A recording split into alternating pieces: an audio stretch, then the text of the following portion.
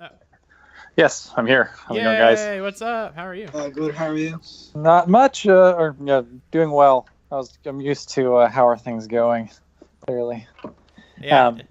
But yeah. Thanks, guys, for the time, and hopefully I can provide you with some interesting answers to some interesting questions. I hope so. Yeah, thank you. Yep, I appreciate you doing this. So, do we want to hop into it? Yeah. Go ahead. Want to start us off? Yeah. Okay. I'll go ahead and ask the first question. The first question I have written down is, will the eerie creatures have any special abilities? Well, they will glow special colors. I can guarantee that. Well, the answer is the ones that you know of from the island will not. But there will be, as we've kind of indicated, new dinos in the dungeons from some that you recognize for sure, and they will have some special abilities because they're new, right? And they will be eerie coming out of the dungeon. So the answer is really no, they won't have special abilities, but there's more to look forward to here in terms of the creatures that are coming out of it. Okay, perfect. All right. All right. Will implants be updated to include dino gender? I'm pretty sure the implants contain the giant dino gender already, so the answer is no, because they already do.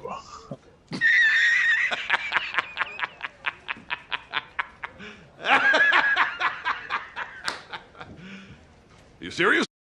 I don't know why someone thinks that they're not in there. Yeah, I've heard that a lot lately. I don't know why. Well, what happened was we did do an update in which their neutered and spayed status did stay with them, and that was not the case before. Before, we felt that reviving them, quote, intact made sense.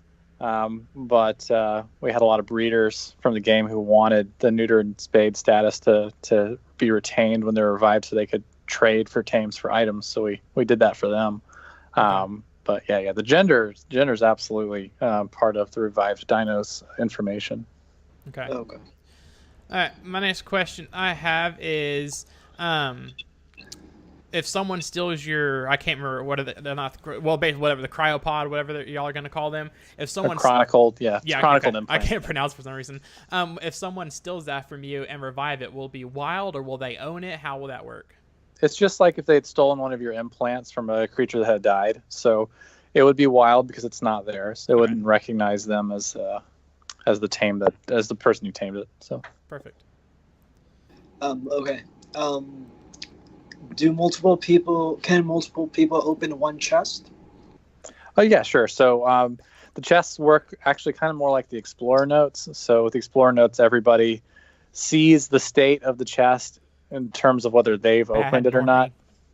And then the chests have, the way they're currently designed is they have a loot table, and that loot table indicates, which item comes out of the chest for that player for that run of the dungeon. So, it's conceivable that we have a dungeon that has multiple tech blueprints, for instance, in one chest, and you have to run it more than once to get everything. All right.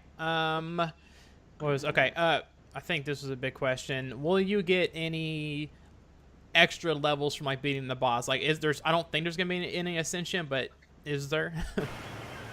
Oh, so you're asking, is there an ascension element to the bosses in the dungeon? Honestly, no, there's not.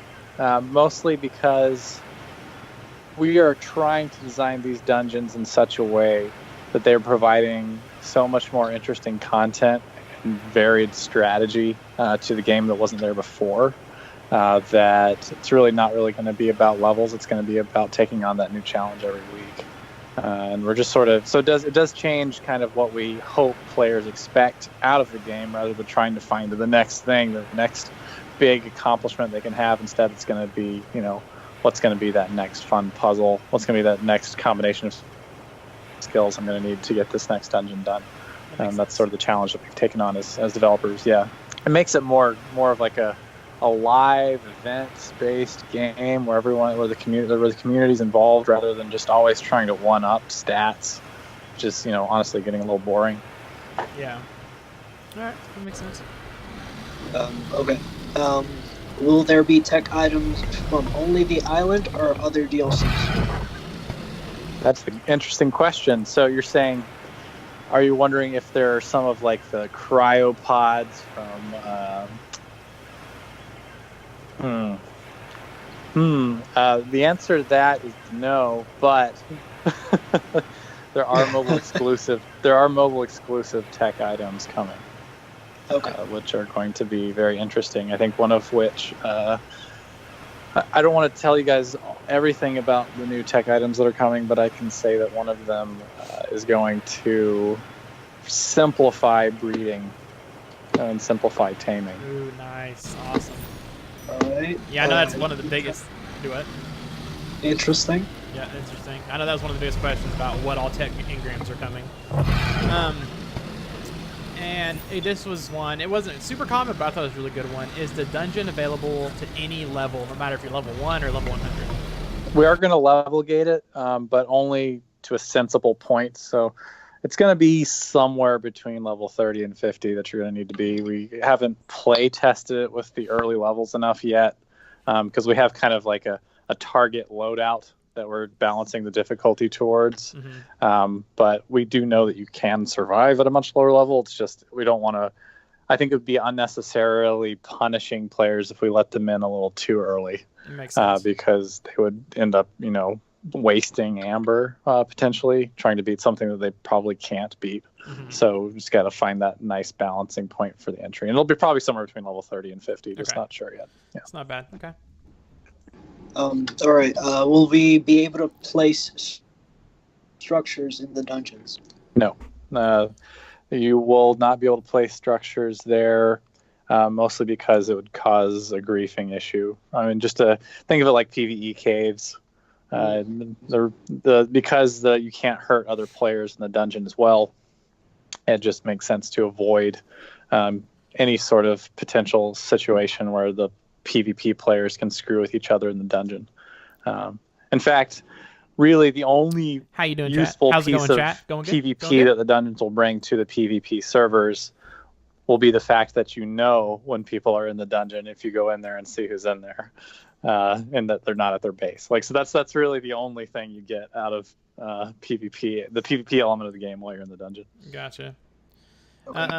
But we only have 3 minutes left. I think we started at 2:05. Just want to make sure I didn't go over. Yeah, you got about 3 minutes left. Okay. This was a big question. Will the where did I put it? Basically, will tech anything be able, or was it a tech right? We don't have tech rifles coming. Will tech weapons be able to damage metal? Will any of those? Yeah. I mean, they can already, right? So anything, basically, most of those sort of damaging numbers, the multipliers for how much things damage each of the different structures in the base game, you can count on mobile having pretty similar. Okay, that's what we were wondering. Design. Yeah. All right. Will Jor Dodo ever make an appearance? I cannot say that Jor Dodo will make an appearance. Probably might find a couple interesting dodos in the dungeon, though. That's for sure. We're not going to leave the dodos alone. That's all I'll say about that. That's awesome. There was a lot of confusion about the dungeon. Can you basically hop in the dungeon at any time, no matter someone just went in 5 seconds ago, 10 minutes ago? Will they all be? Yeah, they're large enough, and the whole server could be in the dungeon at once of all 60 people, and it wouldn't be a problem. Okay. They're very large. So we're not putting any constraints on that. The only constraints we're putting on is the number of people in the boss arena. So when you go in to fight the boss, it's timed, and you can only teleport whoever teleports together to the boss. So that's the only limiting part of it. Is who goes to the boss. Okay, that answers a few questions actually. Okay. Will all new creatures from this point be introduced via dungeons? I wouldn't commit to that. I mean, that's a long time. From this point includes eternity. But for the foreseeable future, we'll be introducing them through the dungeons just because it sort of solves the design problem. The island really needs to have its ecosystems somewhat balanced between all the different dino types, and it allows us a little bit more creative flexibility in terms of what we introduce and when. Perfect. I think we've got time. Let's do one more question each, guys. Okay. All right. What will for defeating the bosses? Will you only get like element, or will you get a whole bunch of different stuff, blueprints? Like what all will you get? Well, the big point to completing the boss is it allows you to exit the dungeon, and exiting the dungeon allows you to keep everything that you got there. So that is the loot that you get for beating the boss. The boss is the specific thing that you beat in order to actually get element. There's a reason why, and hopefully the lore will be pretty obvious once enough people have played enough of the bosses. Okay. So there's like I said, I think we're launching with ideally 10 bosses, and they're each going to have their own it's sort of like the dossiers, but they'll have what we're calling internally bossiers. Bossiers. But those will essentially be telling you exactly what's going on, what the hell these dungeons are, what the differences in mobile really mean, why they're there. Like, it'll all fit together kind of really nicely. I'm excited for the players to find out what Ancient Amber really is. Awesome. Sounds good. All right. This is my last one. Is the S Plus integration coming to mobile? I wouldn't count on it anytime soon.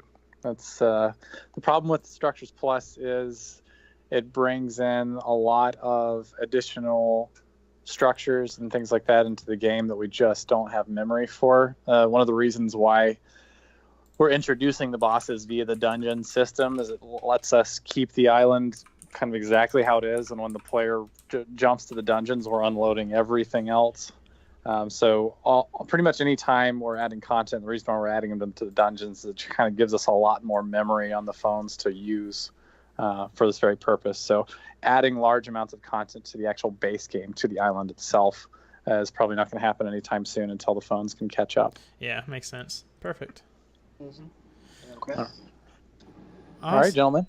Thank you very much. I hope this was really useful for you and useful for all of your followers. And looking forward to launching this with you guys in tow and seeing how things go in a month. It's going to be exciting. Awesome. Well, we appreciate it. Thank you so much for doing this.